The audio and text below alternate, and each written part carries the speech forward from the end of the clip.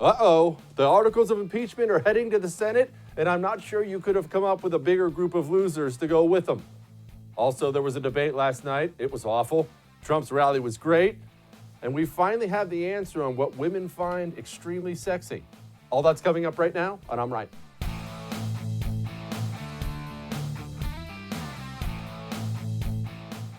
Well, it looks like the articles of impeachment are finally making their way to the Senate, and Nancy Pelosi has appointed 7 impeachment managers from the Democrat Party. I know what you're saying, Jesse, you're so smart, you're the best. What do the impeachment managers do? I have no freaking earthly idea. All right, I have no earthly idea. Nobody can seem to come up with a straight answer because I don't think Nancy Pelosi knows what the managers are supposed to do. I think these are supposed to be the lawyers who prosecute the trial in front of the Senate. But then I look at this group of morons that she came up with and I think to myself, who in the world would want these people as their lawyers? Nevertheless, here's Nancy Pelosi slurring through her press conference. Good morning, everyone. This is a very important day for us.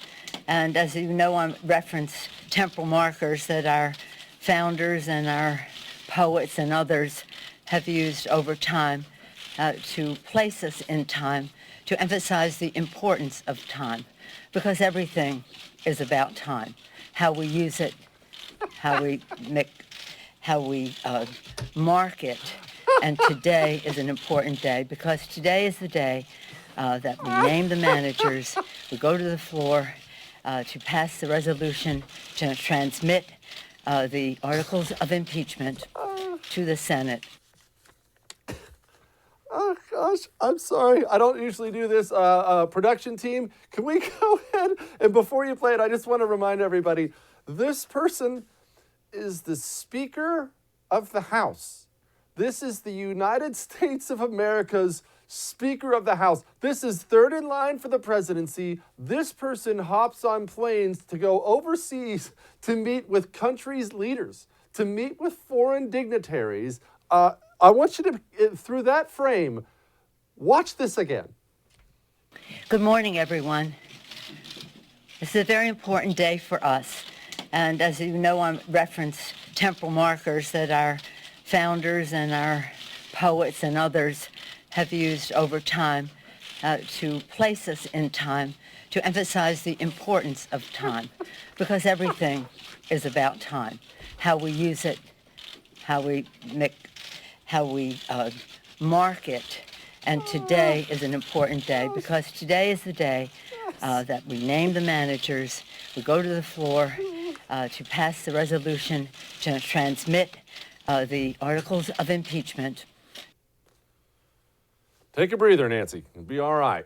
So she has appointed people like Adam Schiff and Jerry Nadler to be managers of the impeachment. Now, in all seriousness, I don't understand this move. I understand Nancy Pelosi, clearly not what she used to be as far as sharpness goes, but she has been around D.C. forever. This is a woman who knows what she's doing when it comes to playing the political game. You are the Democrats. You have been polling independents throughout the impeachment process to see how you're doing. You know what? I mean, this is all political. We all know that. How are we doing? How are we doing? Do they like this? Do they like that? Oh, let's change the language here. And you appoint the 2 idiots who've caused your party to free fall the entire time? Nobody likes Adam Schiff. How is this difficult for Democrats to believe? And I'm not one of these people who's going to stand up here and say, oh, every Democrat's unlikable. They're all demon rats, or one of these stupid nicknames people come up with. No, there are some likable Democrats. Adam Schiff isn't one of them. Jerry Nadler is not one of them. And if they've been managing the sinking of the Titanic so far, can we please not put them in charge of the lifeboats if you're a Democrat? Nevertheless, Jerry Nadler and all his charisma went to the podium as well. The Senate is intended by the Constitution to conduct a fair trial. The American people know that in a trial, you permit witnesses. You present the evidence. If the Senate doesn't permit the introduction of all relevant witnesses and of all documents that the House wants to introduce, because the House is the prosecutor here, then the Senate is engaging in an unconstitutional and disgusting cover-up. So the question is, does the Senate is on trial as well as the President. Does the Senate conduct a trial according to the Constitution to vindicate the Republic? Or does the Senate participate in the president's crimes by covering them up? Ladies and gentlemen, that's what we call in politics, well, and in war, prepping the battlefield. All that is the Democrats, they're prepping their lines already for when the Senate acquits Donald Trump. They're all going to run up to the camera and say, well, clearly all the Republican senators are in on it. And that's basically going to be that. So don't pay attention to anything he said. Don't pay attention to anything Nancy Pelosi slurred. This thing has already been decided. I will tell you one final point. I know we have a bunch of Republican senators who watch the show. Gentlemen, I know all about ego. Mine's the biggest in the world. Don't let yours get the best of you. Don't snatch a loss from the jaws of victory. And what I mean by that is the American people don't care about impeachment. They don't want to hear any more about impeachment. They want to know what you're doing to work for them. They want to know what you're doing about Iran. They want to know what you're doing about the jobs market, foreign policy. They want to know about the things that matter. But here's the problem. We're about to move this impeachment trial into the Senate, and every single United States senator is a politician, and they're all going to look at those cameras, and they're going to start drooling and thinking, oh my gosh, I've got my 15 to 20 minutes of fame coming. Woohoo! I better give 90 interviews. People, get this into the Senate. Get it out of the Senate. Don't drag it along because you feel wonderful getting all your TV time. Get this in, get this out before it hurts the party. This has been wonderful for the party so far. Don't be the one to screw it up. Now, there was a Democrat debate last night. You may not have known this because it was painfully boring, and I mean painfully boring. But ladies and gentlemen, I work for you. That's actually not true. I work for the first, but you're supposed to say things like that. I work for the people. Either way, so I took it upon myself to watch that absolute crap fest last night, and it was ugly. I'll break down just a couple of the small things they said during it, but just know this. When CNN's Van Jones says this, you know it wasn't a great night for the Democrats. To see those two have that level of vitriol was very dispiriting. And I want to say that tonight for me was dispiriting. The Democrats going to have to do better than what we saw tonight. There was nothing I saw tonight that would be able to take Donald Trump out, and I want to see a Democrat in the White House as soon as possible. There was nothing tonight that if you're looking at this thing, you say any of these people are prepared for what Donald Trump is going to do to us, and to see further division tonight is very dispiriting. He's right. And I'll tell you something about that moment where Elizabeth Warren, you know, we just showed it, where she refuses to shake Bernie Sanders' hand as he reaches it out. You know, there is feminists out there are loving it today. Woohoo, I'm woman, hear me roar. An important part of becoming president is looking presidential. And I know what you're saying. Oh, Jesse, Donald Trump insults people. He gives people nicknames. Yes, you're right. But at no point in time did anybody look at Donald Trump, especially given his international business experience. Nobody looked at Donald Trump and thought, man, I don't want him to be around foreign leaders. That looked a little small. I don't think he's ready for prime time. And that, holding your hands back earnestly if you're Elizabeth Warren, look at how offended I am. That may feel good in the moment. And you go backstage and all your, 20-year-old female staffers are like, you go, girl. The American people look at that and think, yeah, we want that person sitting down with the heads of other nations? Looks a little small. Looks like she's in the college feminist group, not running to be president of the United States of America. Well, in case you thought Nancy Pelosi was the only national Democrat unable to get through complete sentences, Joe Biden is here to remind you he's in on the game too. Reduce the cost of drug prices. It allows all the drug companies it allows you to Medicare to negotiate. It should be free universal infant care, but here's the deal. Over 500 miles a day. 250 miles a day. There's no choice but for Nancy Pelosi that I think about the American people. I headed up the Recovery Act, which put more money into moving away from fossil fuels to solar and wind energy. That guy's not ready for prime time. I know it. You know it. The Democrats watching know it now, too. They put up Joe Biden because he's been in the United States Senate for 8,000 years. He was Barack Obama's vice president only because Barack Obama needed to balance out the ticket. He needed a white dude. He needed somebody with some foreign policy experience because Barack Obama had been in the Senate for a cup of coffee when he ran for president. And all that convinced Democrats that, what? I mean, obviously it's going to be Joe Biden, right? Ladies and gentlemen, Joe Biden is a B-minus player. You don't take a B-minus player in politics and put him up against a political phenom like Donald Trump. Whether you love Donald Trump or hate Donald Trump, he is a phenom, a once-in-a-lifetime political phenom, very similar to the way Barack Obama was. And you don't put that doddering old fool, Joe Biden, up against Donald Trump. You just don't. And they're going to. And it's going to be an absolute slaughtering. Oh, but we're not done, ladies and gentlemen. Elizabeth Warren, remember we were just talking about how petty and small and I'm woman, hear me roar thing, you know that? Well, she had to go off about that again, about how only women are up here winning. Let me explain something to Democrats. I know you don't want to hear this. You do need some men to vote for you. You can't have only women voting for you. And let me explain something else. Nobody likes a feminist. Nobody likes a feminist. Even other feminists don't like being around a feminist.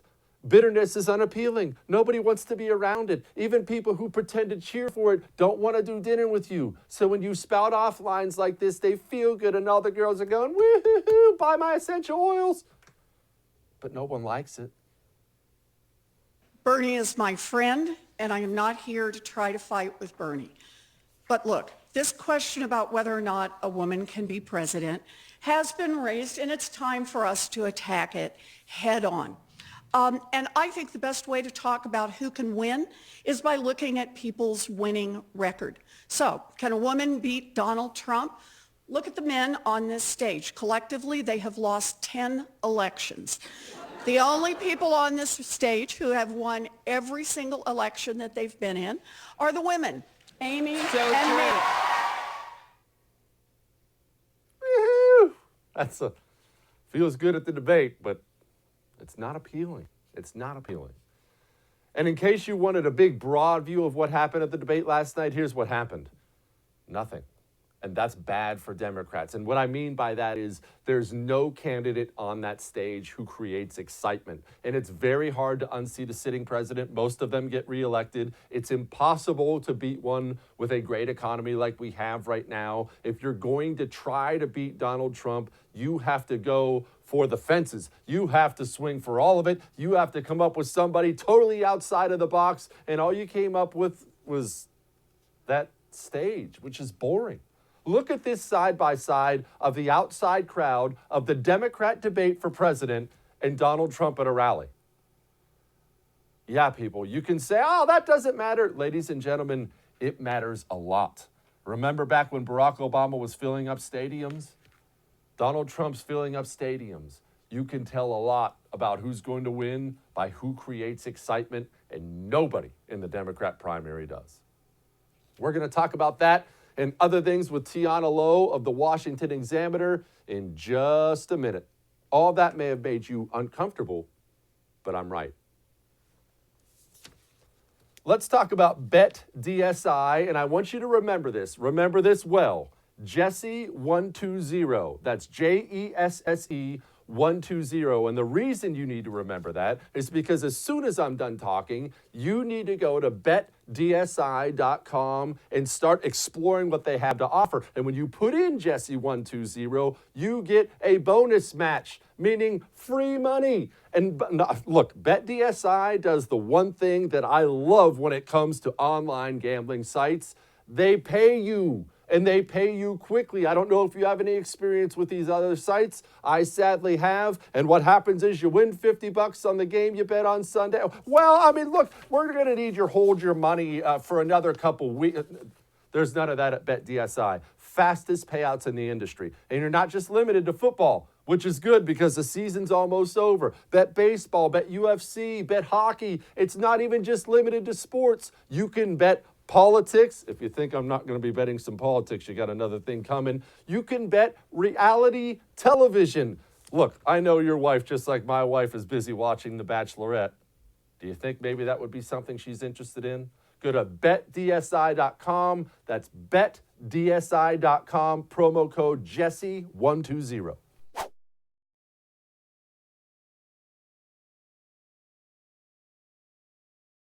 Joining me now to talk the new impeachment crew and last night's debate and everything else under the sun, Washington Examiner writer Tiana Lowe. Tiana, before we get to all the debate highlights or lowlights, depending on how you want to put it, what do you make of this impeachment team Nancy Pelosi announced today? Look, I'm a right-wing hack, but from the outside looking in, I don't know how you ask Adam Schiff and Nadler to continue to be involved in this when you've seen your poll numbers drop with them leading the show the whole time. It seems like a mistake to me. Am I wrong? Absolutely. I mean, the issue with Jerry Nadler is less that he's incompetent and more that you have him on the record defending Bill Clinton so adamantly all those years ago. Adam Schiff, it is a Schiff show. No one trusts him. I mean, even among very progressive Democrats, I think that there's a lot more respect for a figure like Ted Lieu, who could have theoretically been a part of this leadership team. Adam Schiff, it's just a joke. What do you make of what their roles are supposed to be? I think a lot of people in the general public, I mean, heck, I am, are a little confused over leadership team. What they just did the impeachment. What are these people actually going to be doing? So it's still unclear because obviously Mitch McConnell's really held his card close to his chest, knowing that Pelosi basically, this was a whole unforced error in the sense of her prolonging this impeachment. And now, it's possible that McConnell's going to want an extremely long trial to keep presidential candidates off of the road. It's possible he's going to want a really short trial just to exonerate Trump. But it will all come down to whatever, really what both leadership teams want it to be, because Pelosi just doesn't have much more leverage anymore. I mean, they have a bunch of wants. They want Senate Republicans to impeach Mitch McConnell. They want more witnesses that they couldn't just, wait for their subpoenas to finally go through the courts. And McConnell doesn't really have to give them too much. This is kind of a slam dunk for him. Tiana, I have a theory that Republicans are about to make a big mistake with all this, and here's my theory. This has obviously been terrible for Democrats. They've been polling independents the whole time. They've been in free fall with independents. It's been a horrible political miscalculation. I think Republicans are going to be in love with the camera. This is going to go to the Senate, and every senator, we all know, they're going to want their 15 minutes, and they're going to want to make Democrats look bad. And in the process, they're going to drag this on, and the public's going to start blaming Republicans instead of Democrats. I think it should be in and out and fast, and let's get it done. But I think senators, because they're senators, I mean, they're all politicians, I don't think they're going to be able to do it. I agree, Jesse. That's still my fear because, Trump wants them to call Hunter Biden. And yes, it would be wildly entertaining to watch Hunter Biden have to describe all of his malfeasance over the past few years. But is that politically expedient? Not really, because it makes Joe Biden look more like a victim, and it's becoming increasingly likely that's who he's going to face off with come the general election. But also, you don't want to have a senator up for a kind of competitive reelection, someone like a Joni Ernst or someone like a Susan Collins, be forced to spend too much time on the record defending Trump when, quite frankly, what he did isn't defendable. The question is just, is it impeachable? So Republicans just take the win, exonerate Trump, and move on. I think we're all tired of this. I want you really quickly to expand on what you said about Hunter Biden really quick. You don't sound like you think Hunter Biden hurts Joe Biden at all. You almost sound like you think it's turned Joe Biden into the, well, look, I've got an idiot kid thing. Is that where you're going? Is that what you think? Well, Hunter Biden obviously should not have taken the Burisma role, and he knew that at the time. The only reason why Joe Biden's aides were not more vociferous in their concerns is because this was right after the passing of his other son, Beau Biden. Joe Biden, when it comes to his sons, is a fairly sympathetic figure. He lost one of his sons to glioblastoma, and that's a few decades after having lost his wife and infant daughter. And Hunter Biden himself is a bit of a tragic figure. This is someone who's been in and out of rehab for decades. And no, clearly he's treated his baby mama horribly. But the more focus in which this is pinned on Joe Biden, the more it seems like something that was just out of his control and something that happened to him, just another personal tragedy. So no, I think that Trump would be wise just to let McConnell take the victory and move on. All right. Speaking of Joe Biden, last night I watched the debate. I mean, sadly, I watched the debate because I'm a junkie like everyone else when it comes to this stuff. Everyone wants to talk today about who won, who lost. Honestly, any debate now where Joe Biden isn't bleeding at the end of it, I say he won because he's the front runner. Why are they not going after Joe Biden? Or am I stupid? Did someone else win the debate? No, so I mean, you're absolutely correct. You know, every single time someone tried to go after Joe Biden, Corey Sparkus Booker, it backfired. Kamala Harris, it basically ended her campaign. Julian Castro also backfired. You know, the only three candidates to ever really take him on in a debate are all now withdrawn. So last night, you know, there was this lefty socialist civil war between Bernie Sanders and Elizabeth Warren. And quite frankly, made them look petty and unpresidential. The fact that Joe Biden can go up, say his lines, and do it without keeling over and dying, that's a victory for him. People who like Joe Biden do not like him because they think he is a radical or because they think he is going to do a lot. They like him because he is an elder statesman that they think will bring the White House back to normalcy. That's an effective campaign line if you're trying to win an electoral college. But that's just not what the very online left cares about. And it's why they continue to be shocked that Joe Biden continues to remain dominant in the polls. Tiana, I know this is not exactly breaking news, but you're a woman and I'm a man, so we see things probably a little bit differently. We played in the previous segment, we played that clip of Elizabeth Warren pulling her hands back. Everybody saw it. Bernie reaches his hand, Elizabeth pulls it back. I saw that, and you mentioned the word petty. That was what I saw. I didn't think that made Bernie look terrible. I thought it made Elizabeth Warren look petty and nasty, but I see things from a different point of view than you. What did you see? Oh, no, that's absolutely correct. You know, if Warren had been on stage, so first they asked Bernie, did this happen? And he said no. And then they didn't ask Warren, did this happen? They said, when this alleged incident happened, then what did you say? So CNN was already exhibiting a bias that they believed this. If Warren really wanted to prove to the people that this wasn't just a smear campaign, that it's something that actually happened and something that actually offended her, she should have pointed to Bernie on the stage during the debate and said, you just lied to the American people. And then maybe it would have made a little bit more sense if she was willing to be so uncivil. But if she wasn't going to call him out on that on stage, then quite frankly, it makes her look a little bit like a brat to not show him the basic decency of shaking his hand after a debate. That is what you do. I'm pretty sure that Donald Trump and Hillary Clinton shook hands after every single debate. They did. I remember it because I was always shocked about it. I always thought Hillary would be more likely spit on him than shake his hand. But, you know, Secretary of State, United States Senator, former First Lady, even though she hates him, you shake his hand. It looks presidential. Even Trump shakes his hand, looks presidential. Bringing up Bernie, finally here.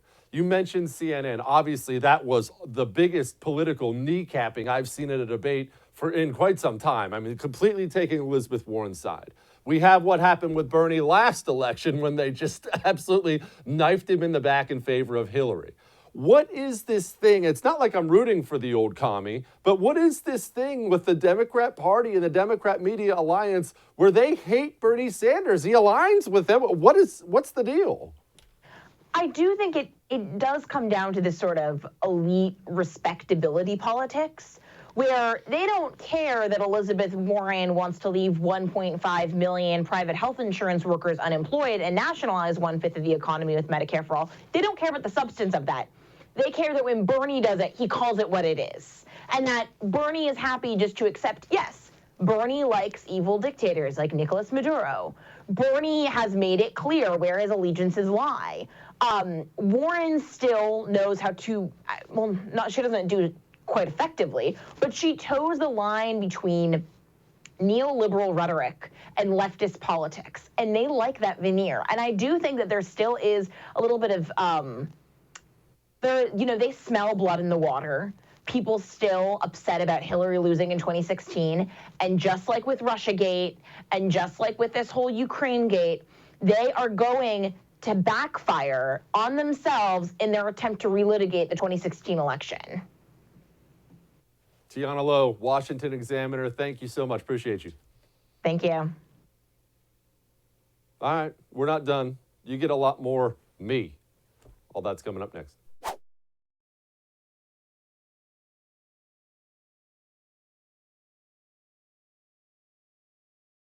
President Donald Trump was in Milwaukee last night for a rally. And yes, I'm going to give you a couple of highlights like we always do when Donald Trump has a rally, because Donald Trump in rally mode is the best Donald Trump. We always do that. Keep in mind, though, he's in Wisconsin. Remember what I've been telling you people, and it's going to be true from now until November.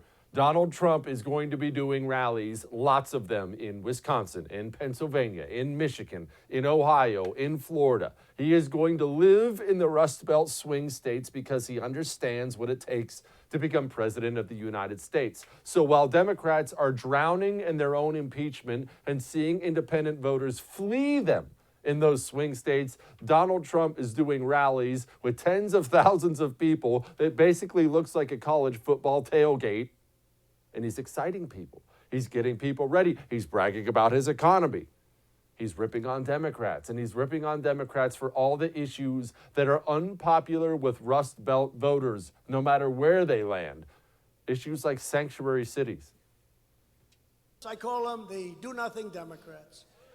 Support deadly sanctuary cities, demonstrating their contempt, scorn, and disdain for everyday Americans. These jurisdictions release dangerous, violent criminal aliens out of their jails and directly onto your streets, where they are free to rob, attack, and murder American citizens. You have it right here. You have it right here. Sanctuary cities are one of those funny things where Democrats in their own little bubble, in their own little, your big city bubble. Wow, we're San Francisco. Illegal immigrants are welcome here.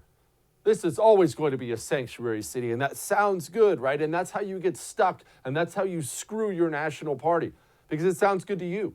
It sounds good to the wife when you go home. It sounds good to the people on the city council you work with. It sounds good to all your hoity-toity liberal friends with their pinkies out as they're sipping on rosé. It doesn't sound good to the people in middle America. Now you can say, well, what do I care? I'm the mayor of San Francisco. Well, you're forcing the national party to defend this.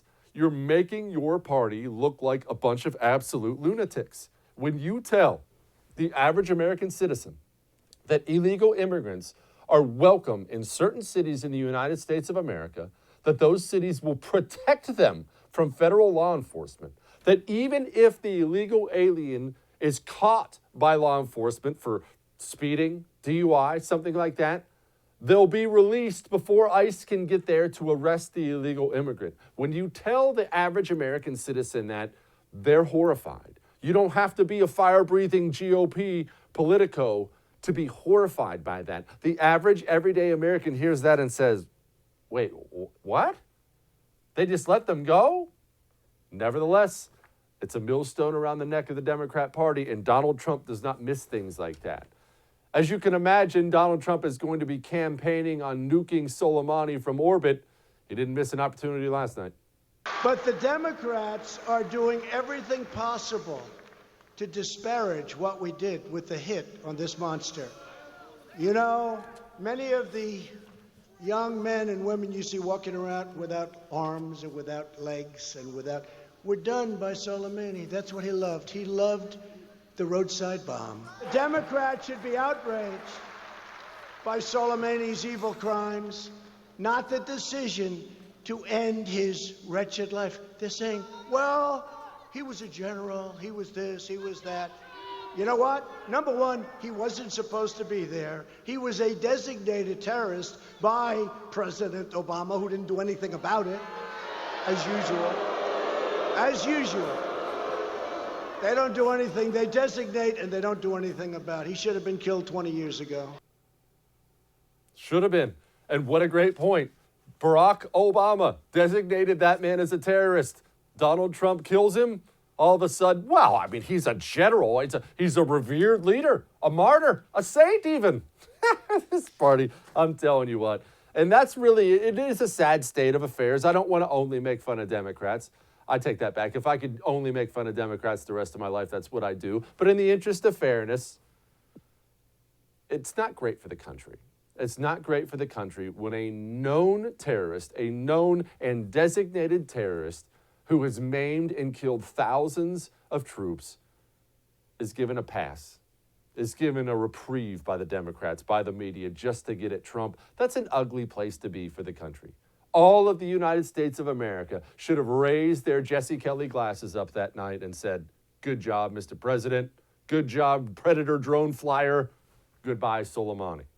Well, Donald Trump, he's always one to needle the Democrats and needle Barack Obama. And when you have Barack Obama's former national security advisor there who supported the killing of Soleimani, he's going to bring that up.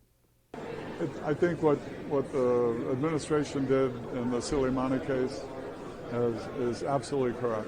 I think it's the right thing to do. Do you wish that you had done it? Sorry? Do you wish that you had done it in your time in government? Well, I think we were doing it in the sense that we were really looking hard for Osama bin Laden. While I was in the White House, we found the house that he was in. It took another year to be pretty sure that he was there. So I think the Obama administration tried to find the terrorist that was the most wanted guy in the world. Soleimani is now the next guy. So I give him credit for doing that, and I think it was the right thing to do. And I think it's, as articulated by the president, it's a potential game changer. I would not let up. Is it just me, or was that room really loud? All right, either way, that's really cool that General Jones has the guts, unlike most Democrats, to come out and say, hey, good job. He didn't endorse Donald Trump or say anything radical there. He said, that's good job. It's one of those things that's, as American as apple pie. Good job. Donald Trump pointed that out at the rally and said, hey, General, if they give you a hard time, you're welcome here. But even President Obama's own former national security advisor, a highly respected general named Jim Jones, praised our action to take out Soleimani and said it was absolutely correct and it was the absolute right thing to do. I'm sure they like him very much. He sounds like our kind of a guy. So, Jim, if they're giving you a hard time, come on over to the Republican Party. One, it's funny, and two, it's true. And he probably is getting a hard time. That's the amazing thing about it. This Democrat Party, we've talked about it so many times on the show, has become so intolerant.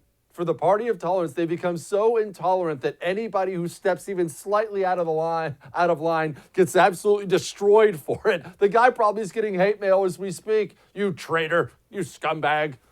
All right, to bring a voice of reason to the show, coming up next, BearingArms.com's own Cam Edwards. And we're not only going to talk about the debate, we're going to talk about the Trump rally a little bit. We're going to talk about what's going off in Virginia.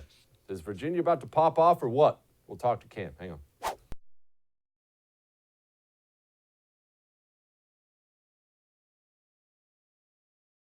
Well, the man with maybe a better beard than me, BearingArms.com, Cam Edwards joins us now. Cam, before we get to what's happening in Virginia, because I really have to figure out what exactly is happening in your state right now, I want to hit up you about the debate last night, just very, very briefly. I look at the stage just from a broad point of view, and I see boredom. Honestly, I don't see excitement. You and I both know, you've been doing this a long time. It's very hard to unseat a sitting president. It just is. Without a major scandal, it's hard to do. It's almost impossible to unseat one with a good economy. And look, for all the little mini fighting they do and the not shaking of the hands, and I'm more of a commie than you are, they're just all boring.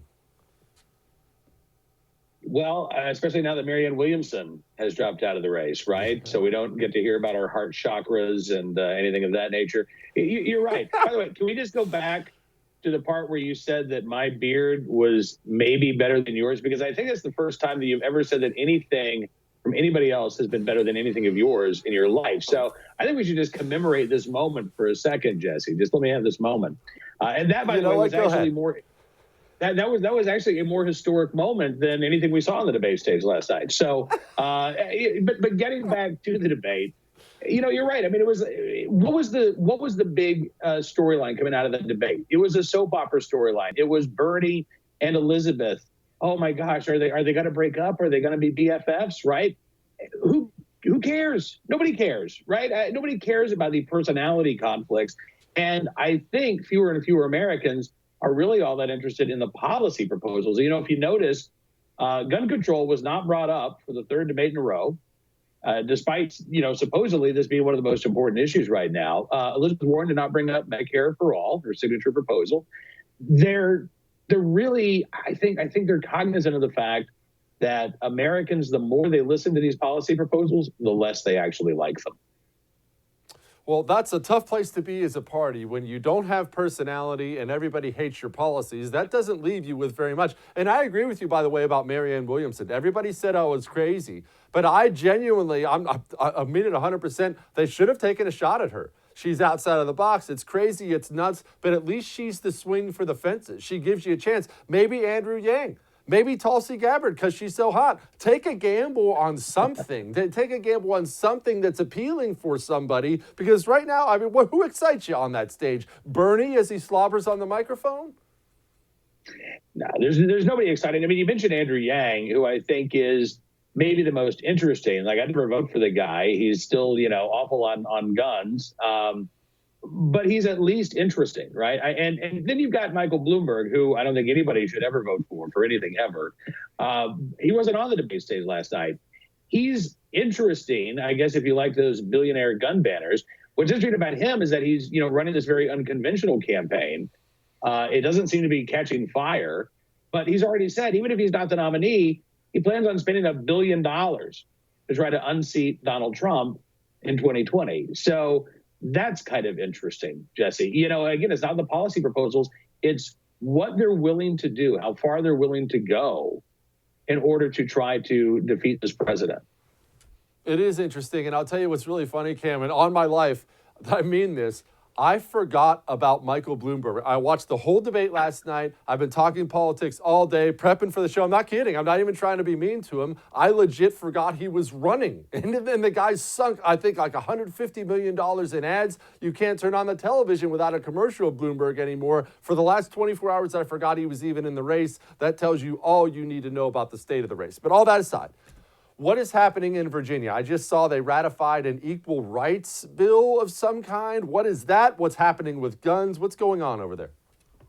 Anything that doesn't have to do with firearms in Virginia, I have no idea, Jesse. I can't even tell you what the weather's like right now. I have been so focused on what is happening with our gun laws because Ralph Northam has proposed 8 different gun laws. We've got 4 of them that have already started moving through the Senate. In just this week, these bills have gone from being in a Senate committee to getting their first votes on the Senate floor. They're up for second reading tomorrow. This includes a red flag law. This includes universal background checks, a gun rationing bill that limits handgun purchases to 1 per month.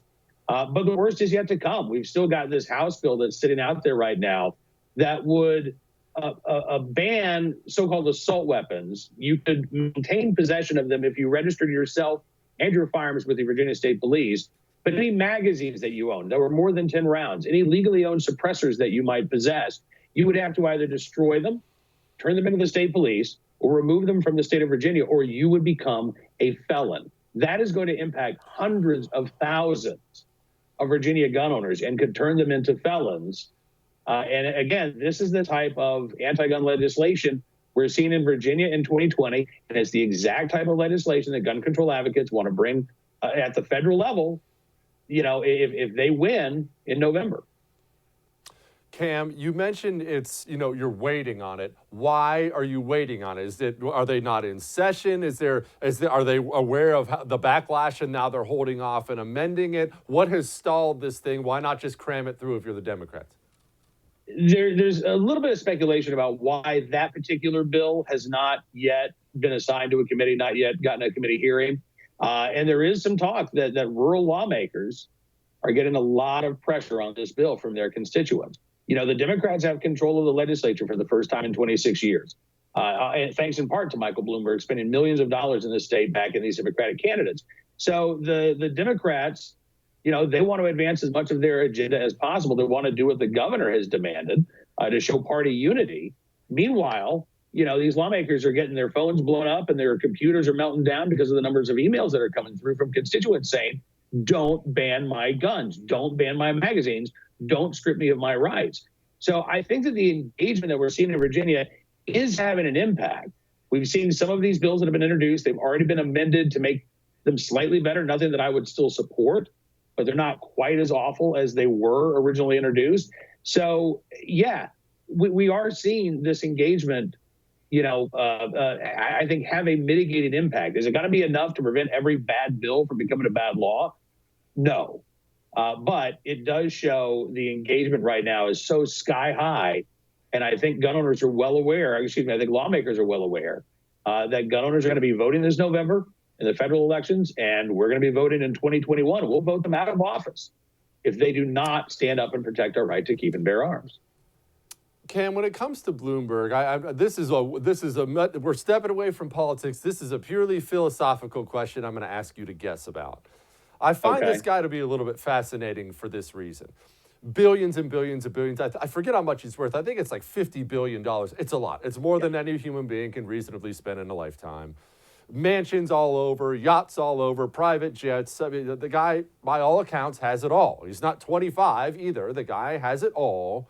Why get so involved in politics? And by the way, I want everybody to know what Cam just talked about is not only a Virginia story. Across the United States of America, Michael Bloomberg sinks millions and millions and millions of dollars of his own money to back Democrats and sink Republicans across the country. He's sinking a ton of money into the presidential race. He's promising another billion. Cam, I look at that and I think to myself, dude, if I was in that situation, I'd be on a yacht in the Mediterranean with my wife throwing grapes in the air into my mouth. I certainly wouldn't be doing this. Why do that? I assume when you have that much money, you do what you love, Jesse. And so I assume that Michael Bloomberg loves telling other people what to do. I think it's as simple as that. I think he loves the power. I think he loves the authority. I think he loves controlling people. And I think that makes him happy. And I think it would make him extremely happy to be president of the United States and be able to exert an unbelievable amount of control over the American people. Man, that's so good. That's why we have you on, creepy, Cam. isn't it? It's so true, though. I mean, that completely hit home. And it makes... Yeah, it wouldn't even occur to me to get involved in anybody's life if I was that rich. You'd never see me again unless I was, unless you caught me on a beach in Fiji or something like that. But you're right. I mean, it makes sense with the gun bans and the absurd soda bans, and his life appears to be about control, and I don't get people like that. But either way, bearingarms.com, Cam Edwards, I appreciate you, my friend. Thank you, brother. Good talking with you again. Well, we have cracked the code on what women find sexy. Pay attention, fellas. We're about to help you out. Hang on.